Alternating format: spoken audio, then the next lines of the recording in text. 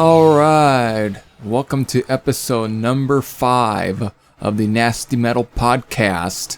Now, for this episode here, I guess in many ways there really isn't very much topics other than maybe your typical, though there is going to be a newer topic. It's actually going to be something in many ways very close to me, and it's at least very much music related, so that will probably be after I get into, at least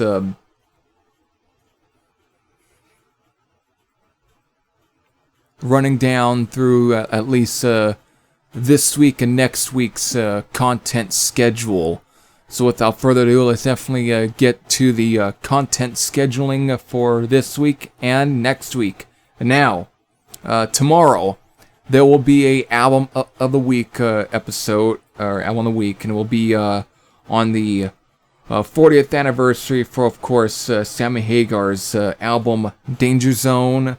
Then, of course, on Wednesday will be another Doomsday Today Records cassette album or reissue review, and it will be for New Orleans-based thrash metal band's only full-length album, A Hanging, titled Food for Rats. Then, of course, on Friday will actually be kind of an unknown band at this point. They are definitely a newer band, for sure, but it seems to be the only release date they've got right now. They're actually based out of Australia. Let me see if I can pronounce this right. Catalano Night Fighter. It was released this year, so that will be Friday's album review. Sunday, for the following Sunday, will be, of course, Box Set Showcase episode number 8, and will be featured on, the Filth Hounds of Hades box set. That will be for that box set showcased.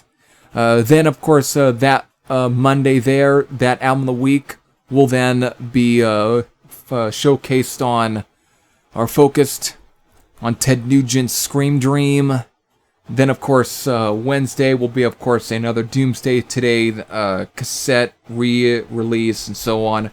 It's for Doomsday Conspiracy, which is actually one of Paul's, the label, one of his other projects. So that will be that Wednesday, next week's Wednesday review. And of course, Friday will then be another review, and it's actually one I had found on Bandcamp, and it's kind of a doom stoner. I would, in many ways, maybe more doom metal, if anything. They're called Curse, and the album's titled Prophecies, Episode 1, The Awakening. So that will be that Friday's review. So there's pretty much your content for the next two, for this week and of course next week. Alright. Now, on to the topic that I was alluding to, that I at least mentioned, that is definitely, at least it's kind of close to me. It's actually very music related, and it's not something I always kind of talk about, and so I don't know how this is going to completely be worded out, how it's going to come out, because of it's not always something I'd like to talk about. It's actually basically regarding my own musical releases that I have released over since 2012, actually. Since I've been releasing since 2012, I actually have been recording. Basically, they were just mostly were seen as experiments of anything, but I've always, one of my always biggest dreams as well was at least to be a fucking musician, everything, and all of that, at least be in a band and all that. I think everyone, one of us who have gotten into music have always kind of dreamed about, playing in a band and so on. And some of us here, at least some of those that are subscribed to me, that I'm also subscribed to, at least have succeeded in that. Whether or not they gotten any mainstream status or actually underground status, and they've at least have, succeeded in many ways. They have at least did what they set out to do, whereas me, on the other hand, let's just say some of it has either been as far as success, I guess you could say it's not something that I was. It's something that definitely kind of stung a bit. I guess you could say in many ways. I kind of. I mean, as far as when it comes to the musical stuff, I mean, just about 2 days ago, and it's probably right now. At this point, what? I don't know how many attempts this has been, but it's definitely been an attempt to see if it actually, if this will be the one that finally will stick, and finally maybe, as far as my music stuff, actually gets me some more recognition and anything, and actually finally I get the fucking respect and due that I deserve it. If not, who knows? We'll see what happens. But it's right now my first full length under the new moniker Winghead, and it's titled Benjamin Smith's Winghead, and that's the album that I had released this Friday, which was 2 days ago. I'll do my best and leave a link in the description box. It will of course be to my Bandcamp page for you, any of you who are curious to check it out. Even though I probably would love for most of you to actually at least check it out and give your honest opinions and so on. So there, but the thing is, again, how I've gotten to that is, well, again, I've been releasing stuff since 2012. I almost thought about doing this as a anniversary episode, where I literally did a whole video, not just audio-wise, I'm not part of podcasts, and not just, any part of this, at least be an actual video of me going through a lot of the stuff that I recorded, maybe play in the background, and so on, and actually go into more depth on the inspirations, anything, and why I'm not as completely enthusiastic as I definitely sound here towards some of my stuff. And I mean, even though I do have at least some good, memory and good nostalgic memories for some of them, but still, when it comes to as far as re-listening, it's concerned, like, what's the best word I can use?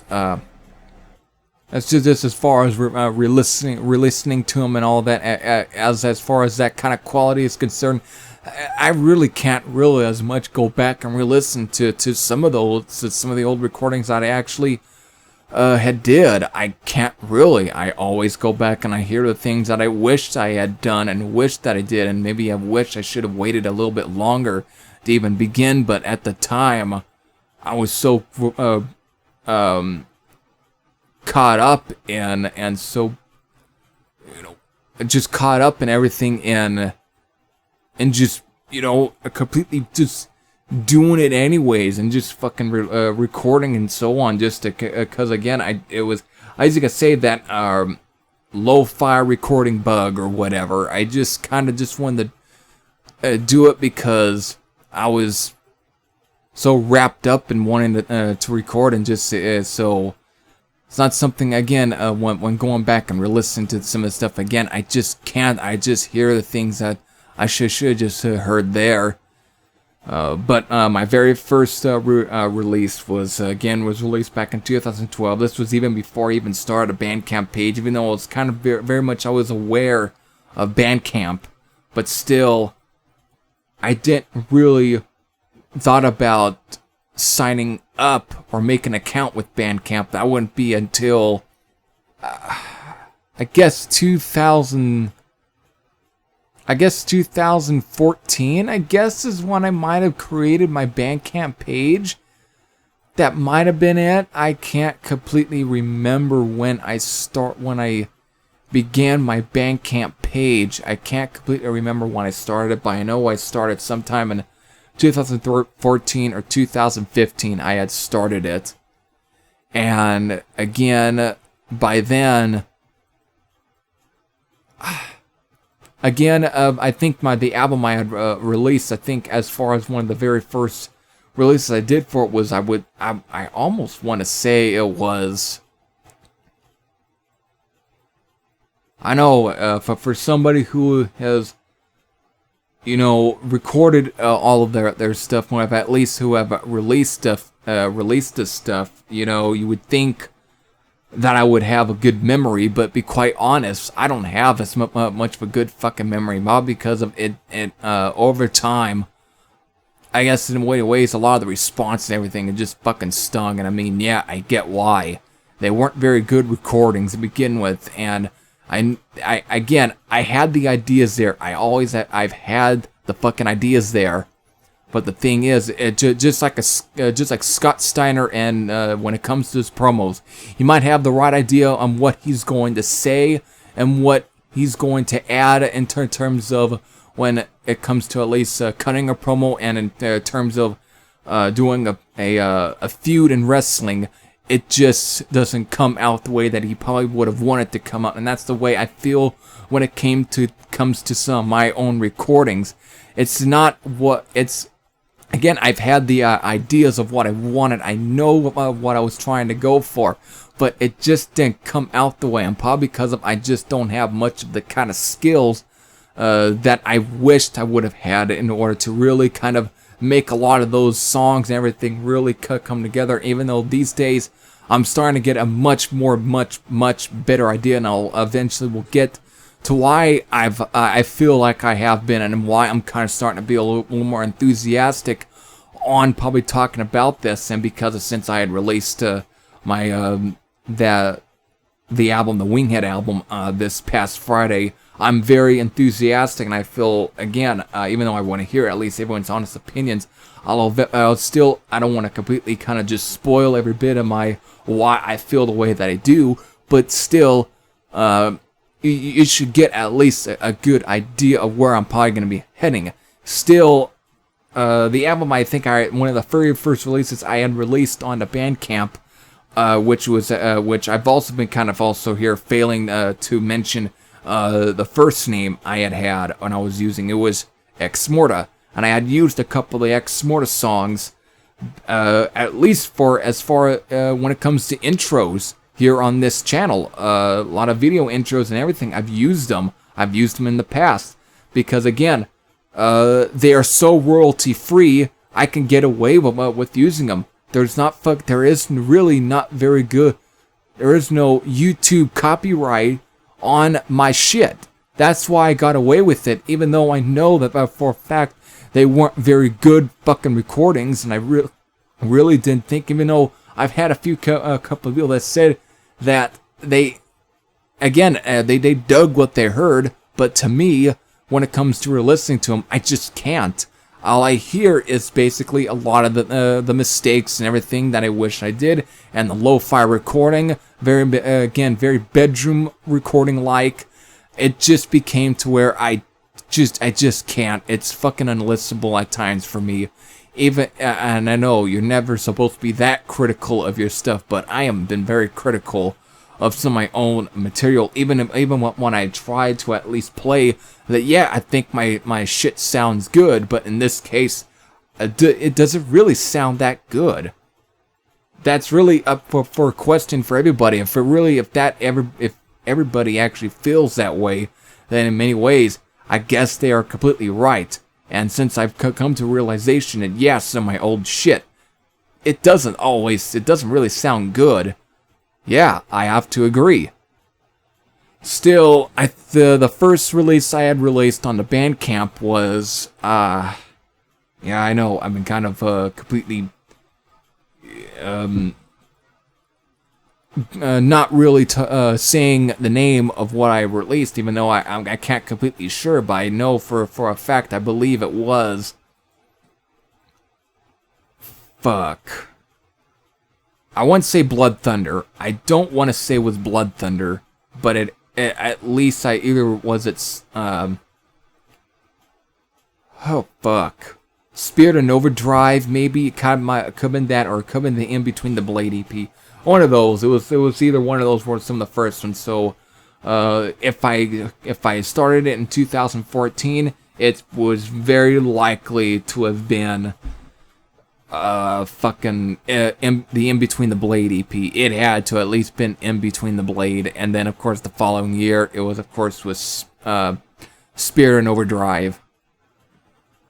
So there's at least some of that, and again, my very first EP release was titled Heavy Metal Nightmare. I had originally released that, I think, through, was it Force Shared, I believe, or Deposit Files? It wasn't Deposit Files, it was one of old downloadable links, and the thing is, when I had released that, oh fuck, it was also in a way to kind of, I'm gonna actually bring up somebody who, I was still very much a little bit bummed to find when I heard when he had passed away, but he is also another guy that I almost feel like could have been a early tool, or at least an early one of the many reasons that kind of really inspired me to really get my shit out there. And he was looking for it. He was on Heavy Metal Rarities. It's Malinku. He used to run a label, actually, which was Tidroid Records. He ran that label. He ran that label, and on Heavy Metal Rarities, he was putting up a thread on, basically, what was it? Like, free downloads, everything. Free bands that have released free downloads and everything, and again, we'll link you to any other site, including Bandcamp, too. And I basically put out there that I am releasing some stuff, and one of the ones that I had recorded was Heavy Metal Nightmare from Ex Morta, my own project, and I did, and he was thrilled, and after that I had posted it, and of course he added the link into his initial post, and the main post and everything, and in many ways he was kind of another one of the first ones really kind of at least to kind of put me, at least in a way, to put me out there. Even if it didn't do much for me, I still fucking still respect and everything, and it definitely, in many ways, it definitely bummed me, and it really in some ways kind of hurt a bit that he had passed away about a few years ago. Couple of years ago. It was definitely something that really fucking bummed me. Still, he was definitely one of the forces, and one of the earliest forces, and definitely inspired me to really want to put my stuff out there. So definitely that kind of was the beginning there, and of course then by the following year then came the other releases like fucking Painful Power.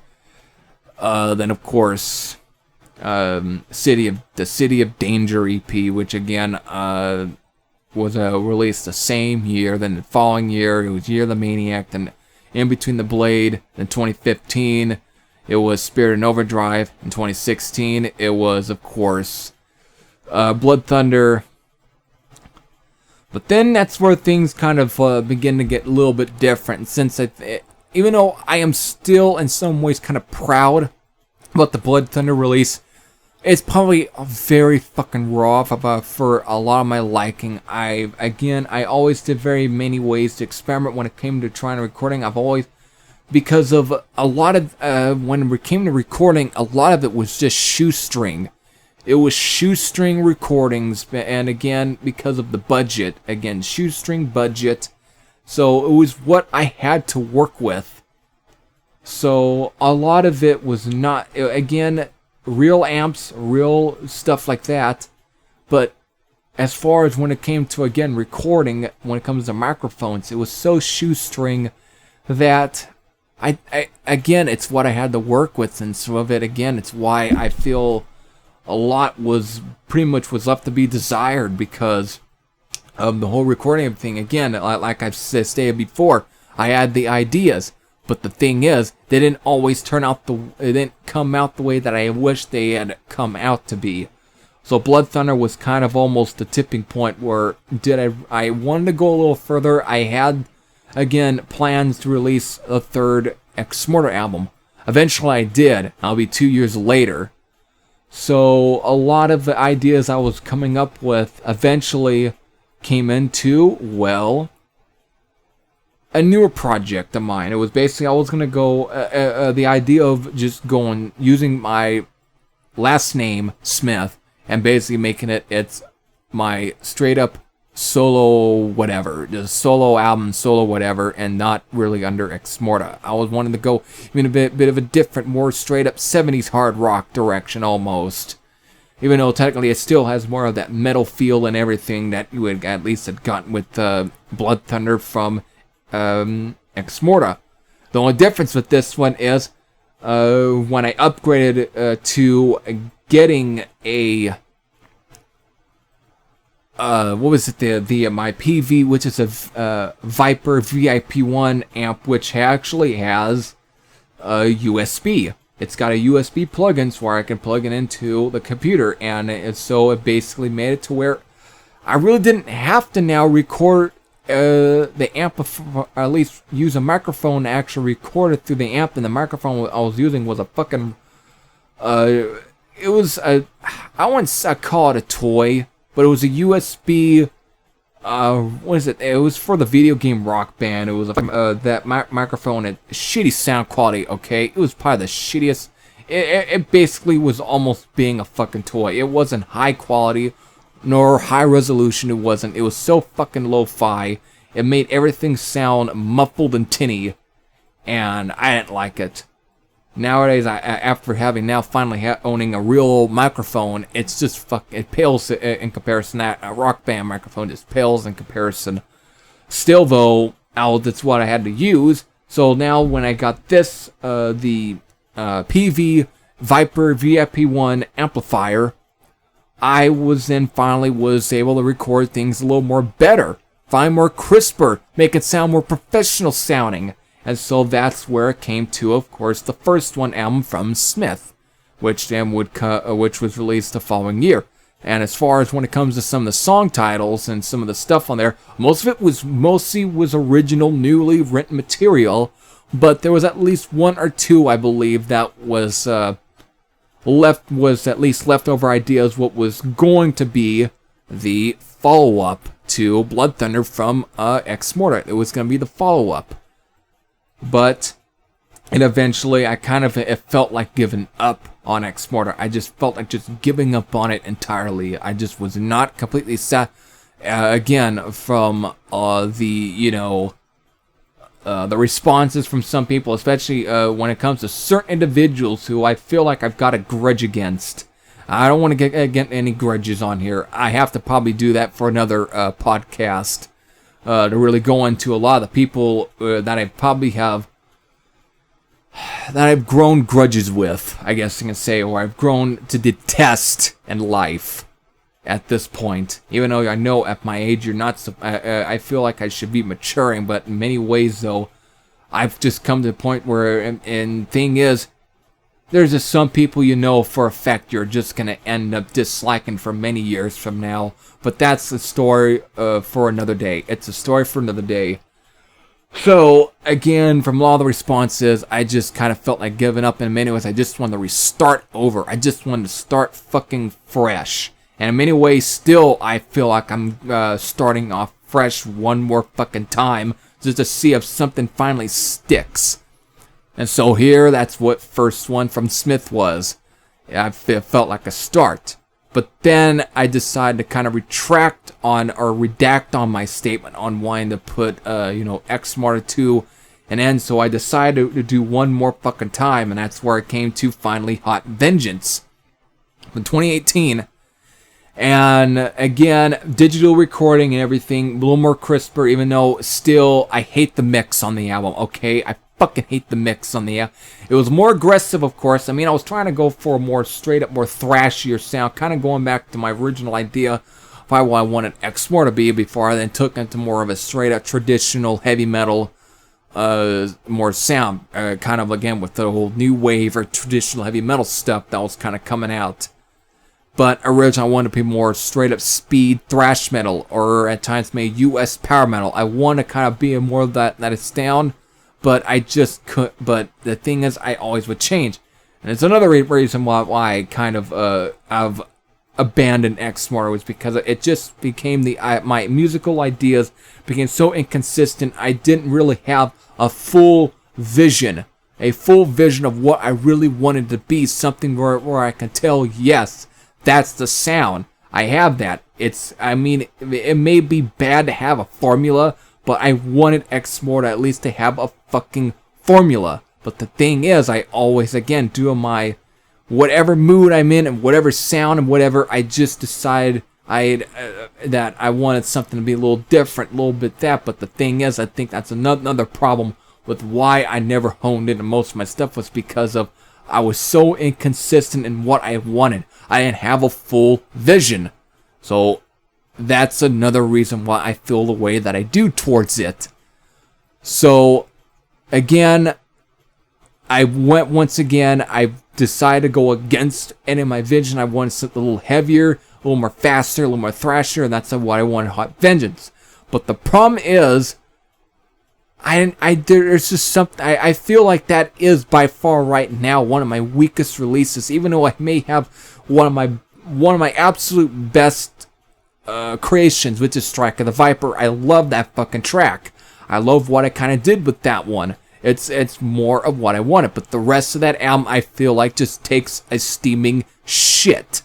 I don't care for much of it. I hate the mixing on it. That's why when I went back and re-listening to first one from my that I was trying to release in my Smith project, I just feel like the idea, since I was going from a 70s, more of a early 80s, late 70s, early 80s, more styles, mixing, production, and so on, even though it being more digital, recorded, still, what I wanted with that one, I think in many ways, I kind of at least achieved with that one, and I feel like that's probably right now one of my best releases. But I will then now, I guess from there, I will then kind of get into the first Winghead album, which is basically a repackaging of the first one. And one of the main reasons also I felt like repackaging the first one album as the first Winghead album is because of it didn't really, it could have been, it's mostly probably on my part because of how, and it could, again, due to one of my various reasons, if you didn't get the tone of how I kind of feel through when talking about, me just talking about a lot of my stuff that I recorded, and why I wasn't, and not being so enthusiastic, it's probably well, for example, or at least to bring up, I didn't really do much promoting for the first one album. I didn't do a whole lot of good promotion for it. And again, it's because of the lack of enthusiasm for my stuff. I just had a lack of enthusiasm for it, for a lot of my material. So because of it, even though I knew, in many ways I at least tried a lot more harder on this release. Even though it's not perfect sounding, I at least was finally, in some ways, was able to achieve what I wanted with this release. It's what I wanted to achieve finally. And this is why I feel very enthusiastic when talking about the first Winghead. Even though it was originally packaged as the first one, but because of the lack of promotion and everything that I gave towards it, it didn't really seem to catch on. Again, when looking back on my Bandcamp page and look at stats, there was almost barely any activity, or barely any song play, playback activity. No,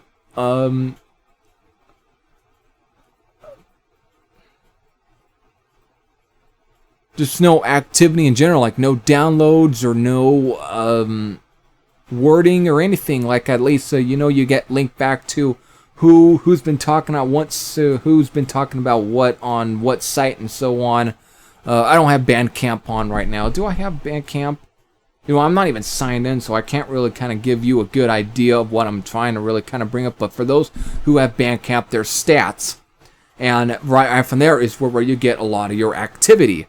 Well, again, I didn't have very much activity, and again, since I had originally released it back in 2017, it's been 3 years since then, and you know what? There's just been no activity. So in many ways, when it came to that, I didn't know what to completely else do, I originally was trying to record actual material for the first Winghead album. I was actually going to be doing in many ways, even like trying to re-record material, even as well from my Ex Mortis stuff, to try and maybe see if I can finally perfect them.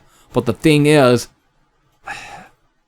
I've been sitting on them for too long, and things, and of course the whole situation and so on here, I just haven't been able to actually record the rest of it, or do more finishing touches, and do all of that. I just couldn't. So in many ways, I kind of gave up on using that material as the first one. So, but then again, when I went back and was kind of trying to maybe, to re-listening to my first one album, I got the idea of maybe doing some slight remixing, and then came to the idea of possibly just re-releasing this and making it the first Winghead album. I mean, Anvil really originally had released Hard and Heavy under their original name, Lips. Lips, Hard and Heavy, then eventually became the first Anvil album. So it's happened a few times. Bands will sometimes just re-release stuff under their more established name. Will this become my more established name? I don't know. I'll just see from the responses towards the first Winghead album, or at least towards this first Winghead album, and see if the responses finally get to be what they are. But again, I've slightly remixed it, mostly within the vocal department, and did some extra editing and so on. And so in many ways, I actually feel very happy with this. This is probably the one I feel the most enthusiastic for.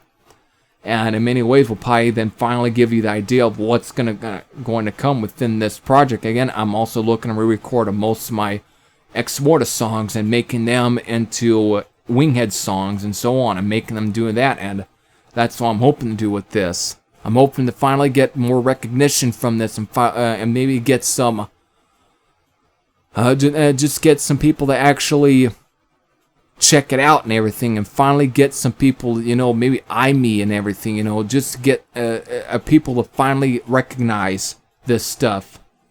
And so that's where I'm at this point when it comes to music stuff. So with that, definitely, I hope most of you do end up checking out at least the Winghead album, since I've put it in the Bandcamp page. It might be as some sort of promotion, way to promote it, but that's why I felt like doing for this podcast episode. So there you go. There's at least my my musical journey here in one point. I mean, I know I've got other projects I did over time, but I wanted to at least focus, since I had released my first Winghead, and I wanted to kind of promote it. I wanted to kind of give you a good backstory and good background on where I've come and why I led to this to begin with.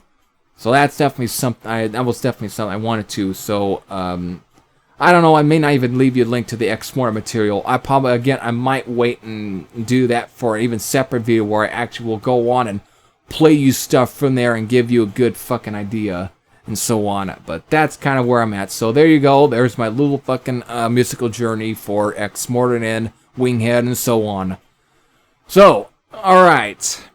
Even though I didn't sound completely enthusiastic, maybe over time if I begin to be more enthusiastic of some of the stuff that I release, and be more happy about the stuff, I'll probably be less droning and less drowning, and just less completely down and everything all of it, and actually be a little more upbeat and more happy and way more ecstatic to actually talk about some of the stuff. But for here, you probably maybe you might get a good reason why. I hope I gave you some good reason why I feel so down and everything on some of the stuff that I had released over time, and give you the good ideas why I don't talk about it.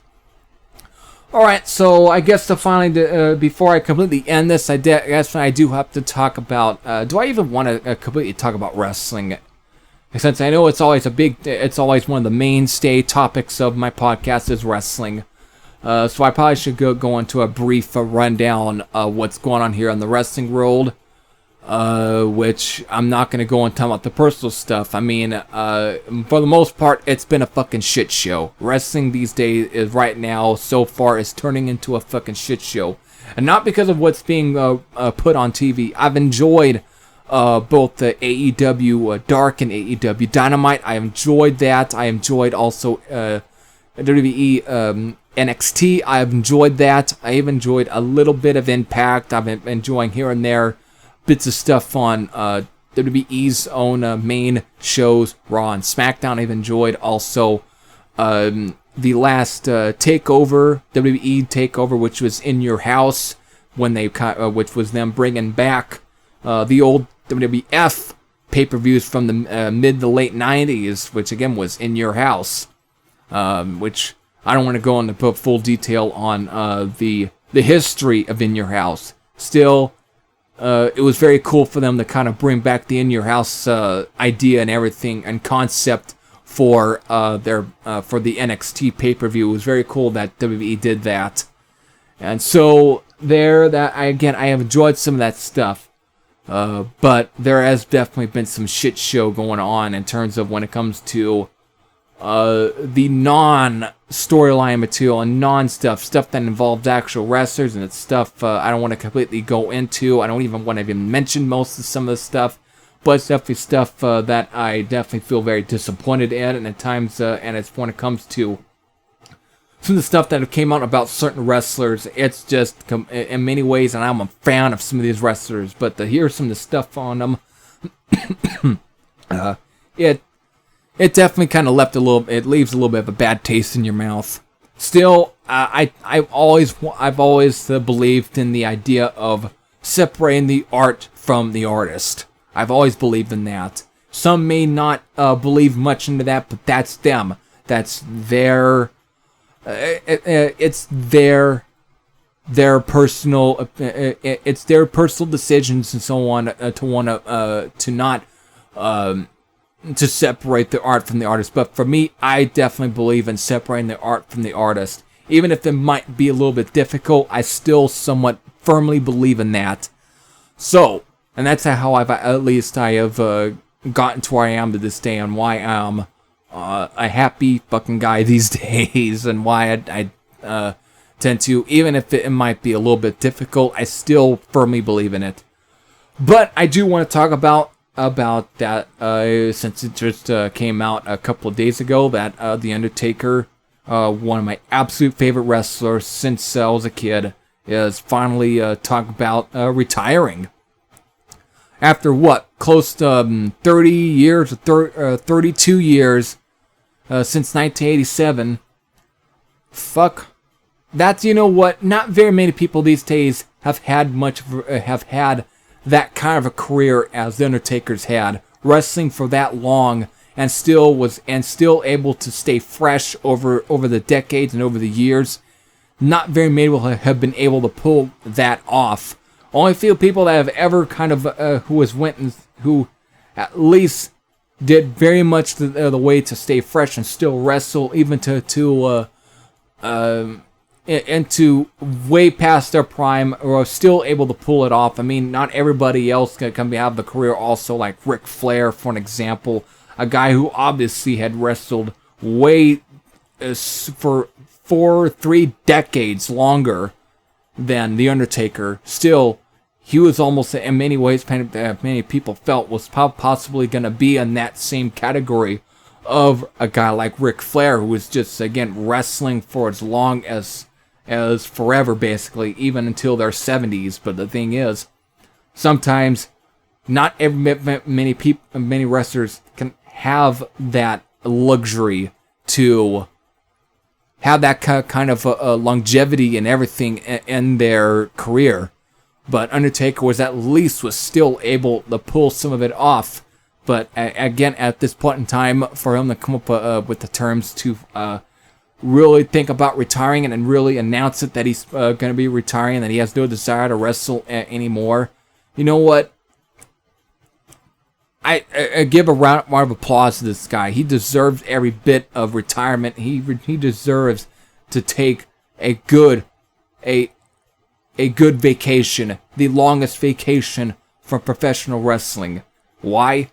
He's earned it. He's earned every bit of the respect. He earned every bit of it. Again, not very many people these days are going to be able to have the kind of career that Undertaker has built over the years, and built the kind of respect, even if they all to earn them the respect and everything to be where they at. Not very many people are going to earn that bigger than life persona and that the bigger than life stuff that the Undertaker has built over the years. Whether it be was due to being in the WWF/WWE still. The